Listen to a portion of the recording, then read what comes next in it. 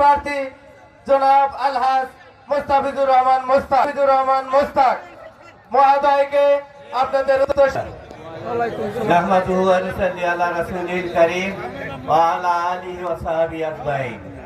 সম্মানিত উপস্থিতি, আলেম ওলামা, মঞ্চে ভূমিষ্ঠ আলেম ওলামা ও আমার সামনে ভূমিষ্ঠ ইসলাম দরদি রৌমারী রাজীবপুর চিলমারি থেকে আসা জনগণ, সবার প্রতি আবারও আমার সশ্রদ্ধ সালাম।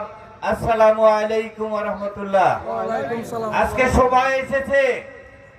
আজকে আমাদের সময় এসেছে ইসলামের কথা বলার এবং এদেশে ইসলামী শাসন কায়েমের যে কথাগুলি আমরা বলতে পারতাম না, এই কথাগুলি বলার আমাদেরকে আল্লাহ পাক সুযোগ করে দিয়েছে।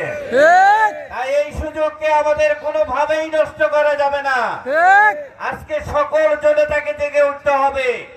আগামী দিনের বাংলাদেশ হবে ইসলামের বাংলাদেশ, আগামী দিনের বাংলাদেশ হবে কোরআনের বাংলাদেশ, আগামী দিনের বাংলাদেশ হবে আলেম ওলামার বাংলাদেশ। আমরা রাজি আছি ইনশাআল্লাহ।